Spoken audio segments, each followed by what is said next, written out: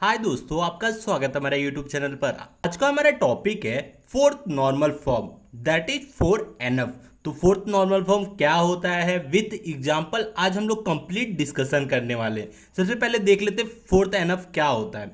Fourth normal form deals with multi value dependency.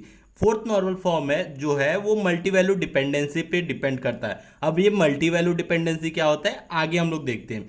AIIMS to eliminate them do further reduce redundancy, मतलब हमारे जो redundancy है उसको reduce करने के लिए हमारा फोर्थ एनएफ आया है।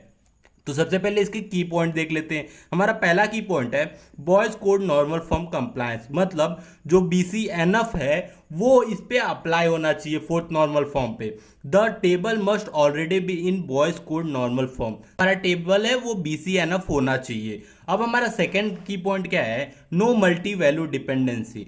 नो मल्टी वैल्यू डिपेंडेंसी का मतलब क्या होता है कि मल्टी वैल्यू डिपेंडेंसी नहीं होना चाहिए। अब ये मल्टी वैल्यू डिपेंडेंसी क्या होता है इसमें देखते हैं हम लोग। The table should not have more than one multi value dependency, मतलब किसी टेबल में एक से ज्यादा मल्टी वैल्यू डिपेंडेंसी नहीं होना चाहिए। मतलब जैसे कि यहाँ देखिए स्टूडेंट 1 की बात करें तो यहाँ हॉबी इसकी दो है, एक रीडिंग है एक स्विमिंग है। और लैंग्वेज की बात करें तो स्पेनिश, इंग्लिश और स्पेनिश ये दो लैंग्वेज है। मतलब स्टूडेंट आईडी की यहाँ क्या है मल्टी वैल्यू डिपेंडेंसी है और हमें क्या चाहिए no multi value dependency. Same इसी तरह हम लोग स्टूडेंट आईडी 2 की भी बात कर सकते हैं। यहाँ देखिए पेंटिंग और स्विमिंग इसकी दो हॉबी है और लैंग्वेज कौन सा है फ्रेंच और जर्मन।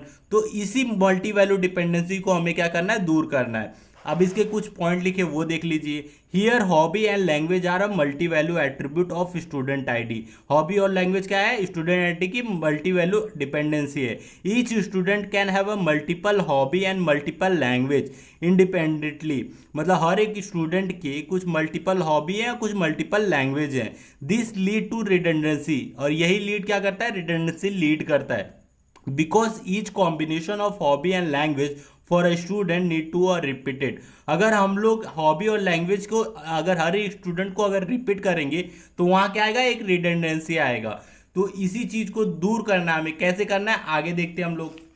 अब जो हमारे हॉबी और लैंग्वेज है उसको हम लोग सेपरेट कर दिए हैं स्टूडेंट आईडी के साथ, क्योंकि स्टूडेंट आईडी हमारा क्या है प्राइमरी की है। तो प्राइमरी हॉबी के टेबल में देखिए तो स्टूडेंट आईडी 1 का जो है हॉबी तो दो ही है और स्टूडेंट 2 का भी हॉबी दो ही है, लेकिन यहाँ लैंग्वेज नहीं है। क्यों? क्योंकि इस लैंग्वेज का सेपरेट एक टेबल है। स्टूडेंट आईडी 1 की दो लैंग्वेज, स्टूडेंट आईडी 2 की दो लैंग्वेज। तो जो भी हमारा एक्स्ट्रा रिडंडेंसी होगा वो हमारा हट जाएगा इसके वजह से।